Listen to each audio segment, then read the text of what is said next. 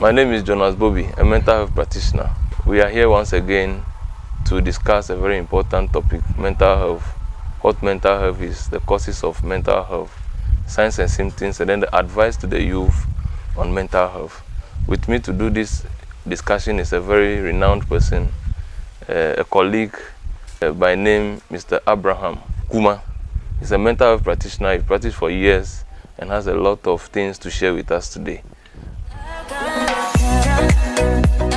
Yeah. Mr. Kuma, thank you for making the time to be with us today to do this very important discussion on what mental health really is. You are welcome. Thank you very much, Mr. Bobby. So it's a pleasure to join you today to also share with the public the little I have, what I know about mental health. And so, like you rightly said, there are a lot of people who are faced with mental health challenges, but they don't even know what mental health is and they don't know where to go. So it's a good thing. And so basically, when we talk of mental health, it has to do with your emotional, your psychological, and social well-being. So it affects how you think, how you relate with others, and your behavior. Okay, so being able to cope with normal stresses of life, that's daily life activities, then having a positive or healthy relationship with others, then also to be able to make healthy life decisions will make you mentally healthy. Okay, so one, you are able to have a positive relationship with others, you are able to make healthy life decisions, and able to cope with normal stresses of life. It is considered a healthy mental health activity. You understand? Let's move our attention to mental illness. Mental illness. What are some of the causes of mental illness? All right. So far, we've been in this era of mental health advocacy and all that, but the causes of mental health over the years has been something that is still under a lot of discussions and processes, because there's no one specific cause of mental illness.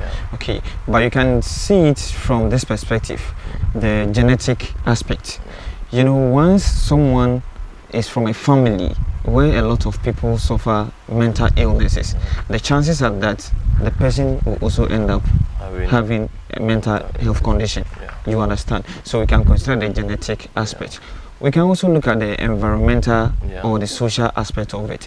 Once you live in a society, the exposure you get, some people suffer abuse, being during like the childhood aspect or in marriages, people suffer abuse.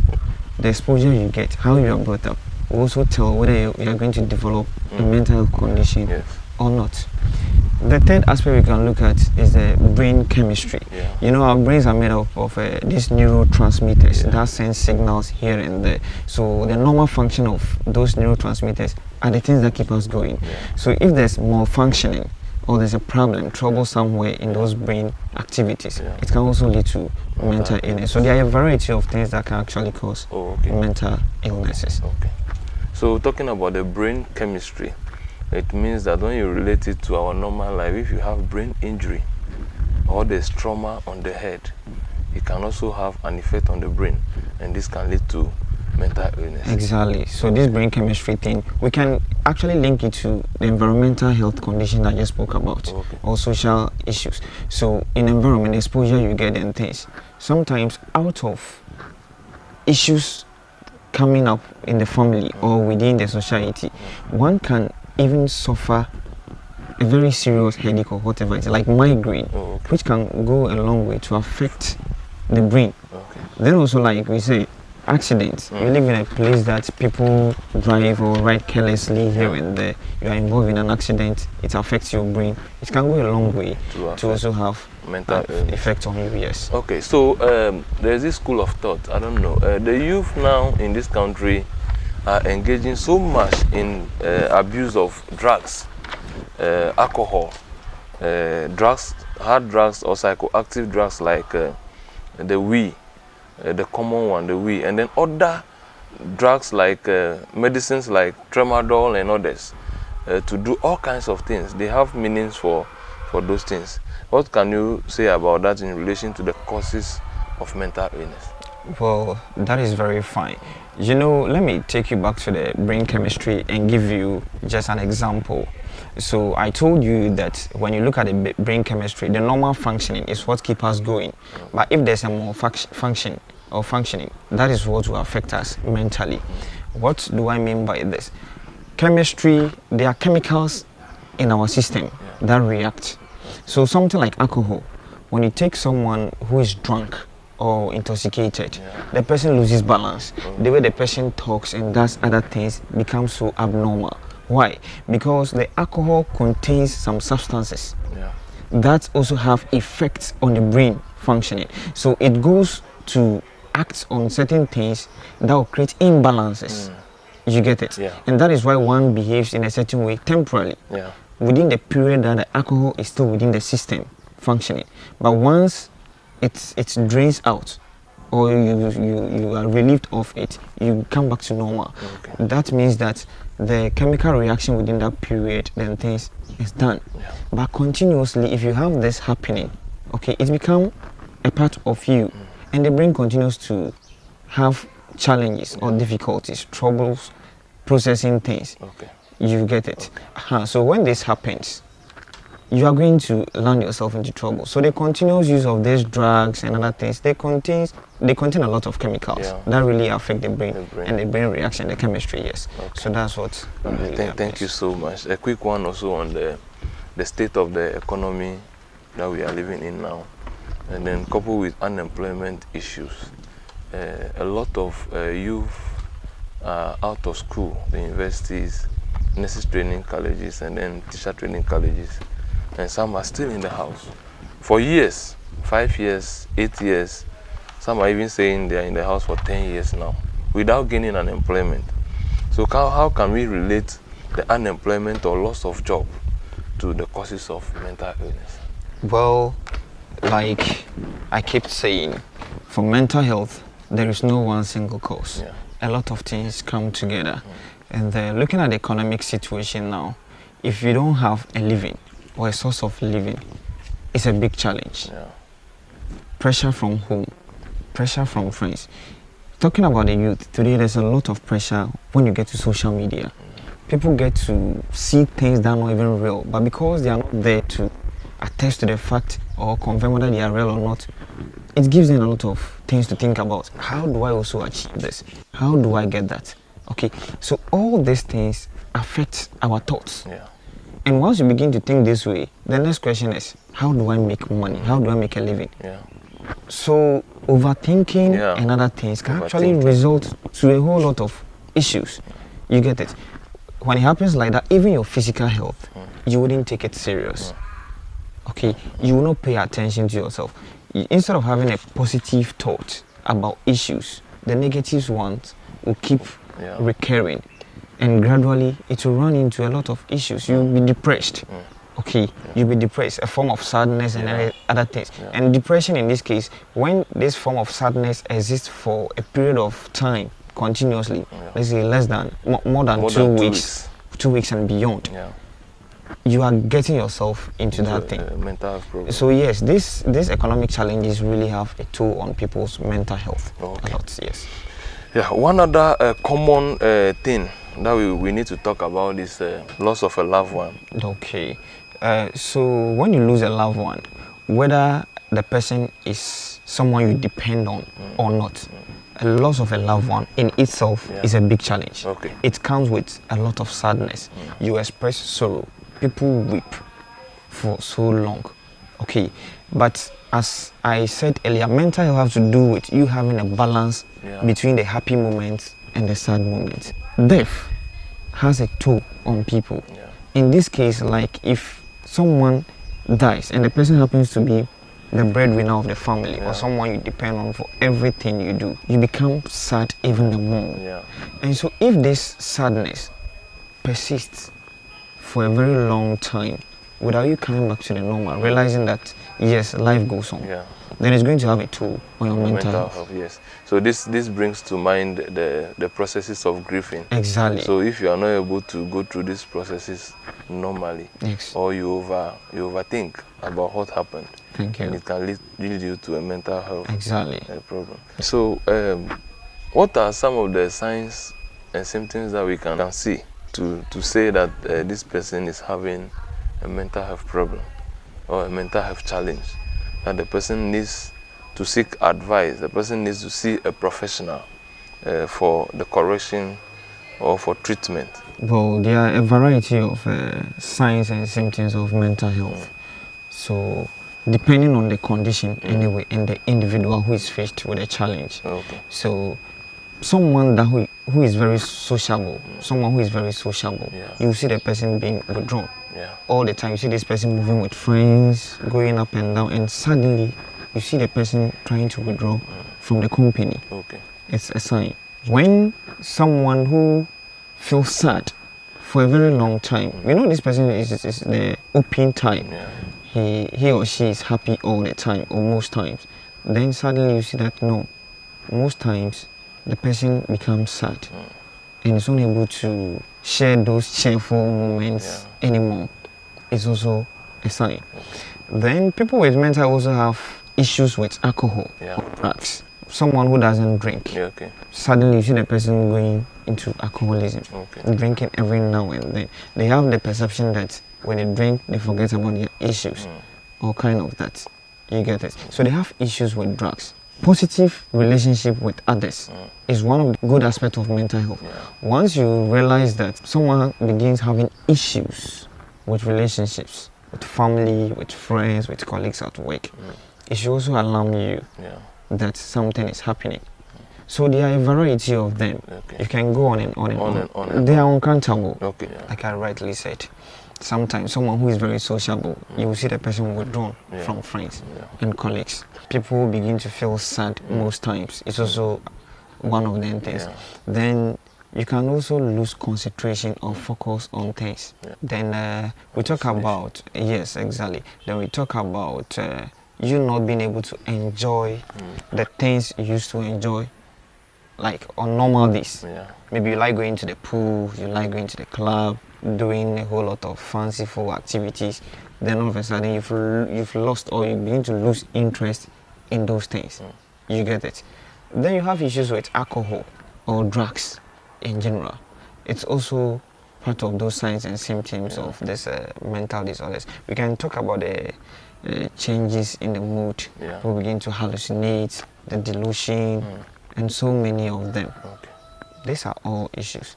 But let me also be quick to add that in normal life, you are able to, or you come across some of these things. It's normal to be sad, except that when you are sad for a very long time, that is when they begin to suspect some of these things.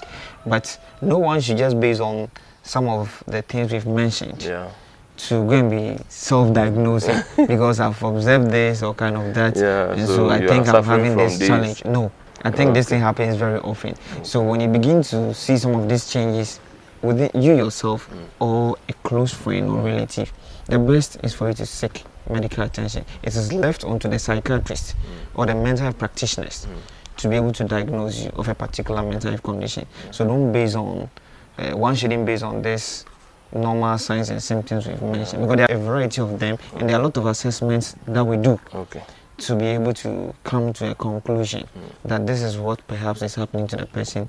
Then the necessary treatment can also come in. So hallucination, signs and symptoms of mental health. When we mention hallucination, what is the meaning of that one?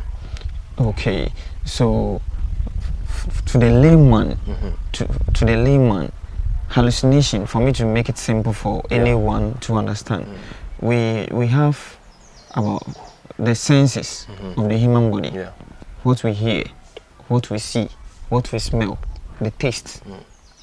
So taking from that aspect, hallucination, you begin to get things that are not real. So what we hear, in this case, you alone will be hearing voices that do not necessarily exist. It means you are hallucinating. That is auditory hallucination. You are hearing things that people are not hearing. So you alone, you'll be hearing something, voices. Exactly. But be the hearing person voices. next to you wouldn't hear that. Wouldn't voice. hear. Oh, okay. You get it. So that's one thing about hallucination. We can talk of sight, Okay. which is another Visual. sensory. So the visual. So the person can be telling you, oh, see, someone is passing by. Oh no, they are coming to attack me. See them. They are wielding guns. They are holding cutlasses. Okay. Meanwhile, every other person will check around and there's nothing nobody really coming. existing. Okay. So that's another form of hallucination. Okay. Something that is sweet that we all know, you taste it as normal. Let's even take it like sugar cane that you take and you know the taste. Yeah. Someone who is hallucinating can actually take it and tell it is bitter. When any It's other just- person is actually feeling the Yeah. taste. So those kind it's of funny, things, but it's they will real. feel like people are touching them or their things walking on their skin or tactile. beneath them. Yes, all those things. So they are all signs of hallucination. Okay. Yes, you are. It's like you've lost touch with reality in a way. What others see to be normal, what people are not seeing, you are seeing it. You alone. Yes. So aside hallucination, we also have this delusion. All these things come into play. So someone who is seeing things that others are not seeing obviously cannot relate well with you. Okay. As we are seated here, the person can see people coming to attack and will tell you, get up and let's go. Okay. Get up and let's go. So you are not getting up, the person feel like, no, you are not behaving in a normal way. Yes. Definitely your relation, it will not be nice. Yeah. But to you, you are also not seeing Yeah, anyone. you're not seeing anybody. Again, about people who withdraw. Obviously, they move with friends, they move with family, suddenly they withdraw. So it is affecting the relationship they have with their colleagues. Okay. You get it?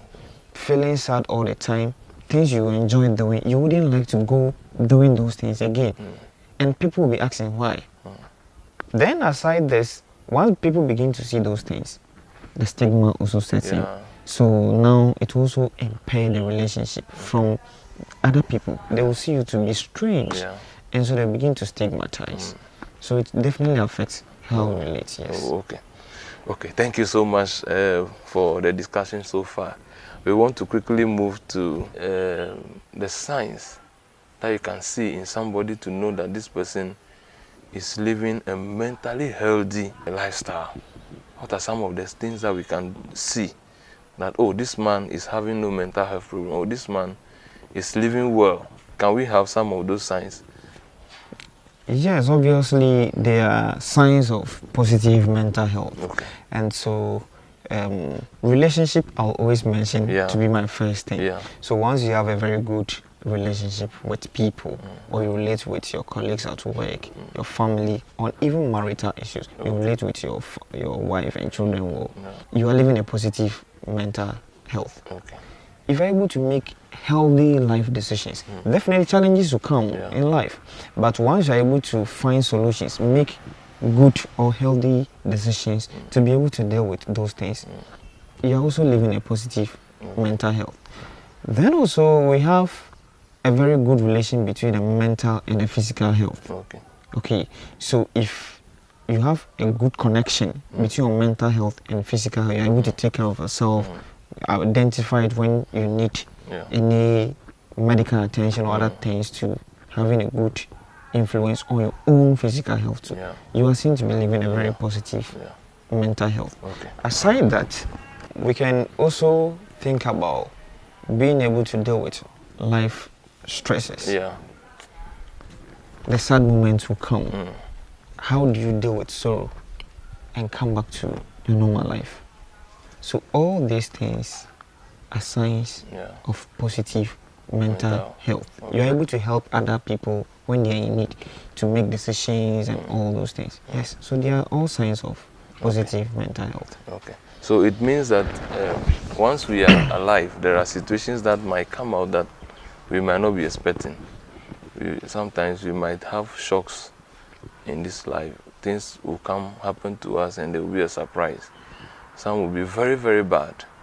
But for us to be able to balance our mental health with our physical health, we need to adopt some positive coping skills to be able to deal with them, for us to live a mentally healthy life. Exactly. Thank you so much for that explanation too. Now, in conclusion, what should we tell our youth or people that are viewing us about mental health? What should be the advice that we give to the youth on maintaining a positive mental health?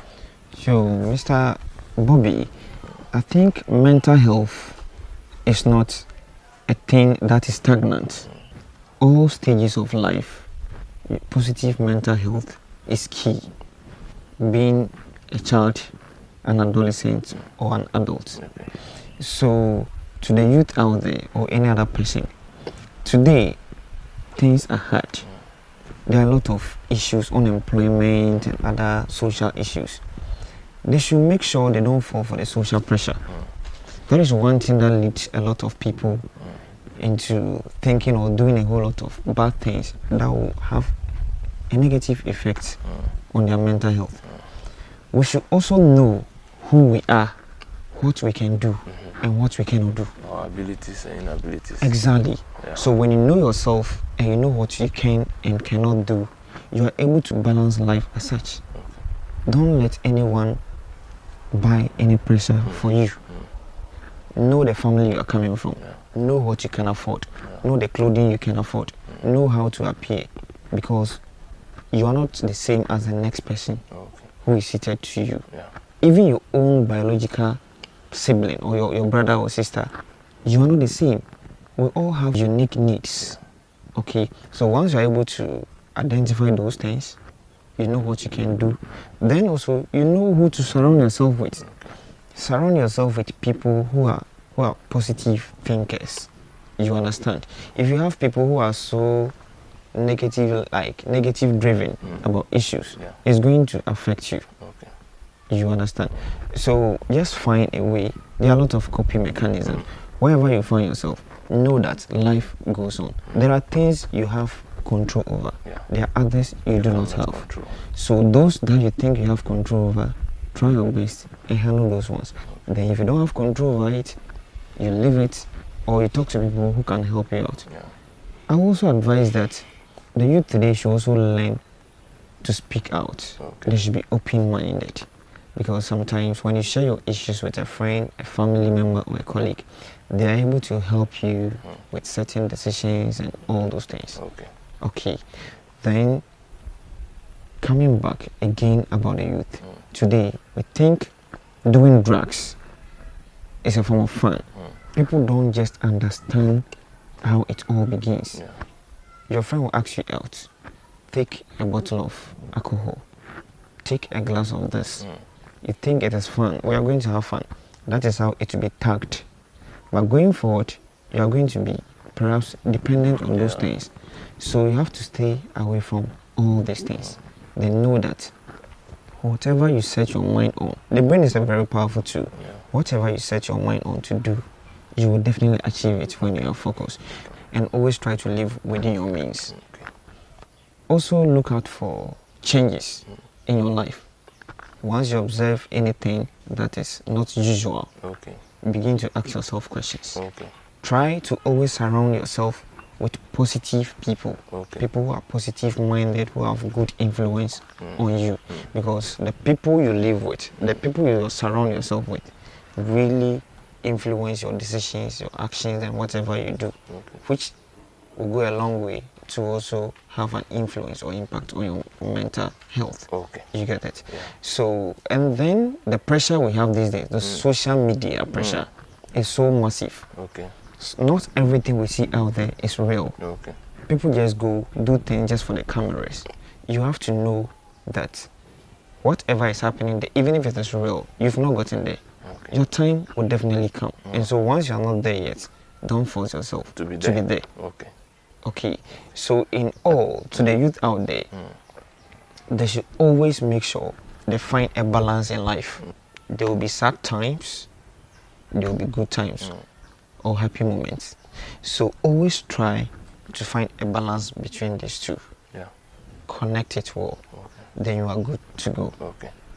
I think what you said is very true. If you are not there, don't force yourself to be there. Most of them are forcing themselves to be where they are not supposed to be at the moment, and I think that is what is leading them to engage or have these bad behaviors of drinking and smoking and joining bad companies. Exactly.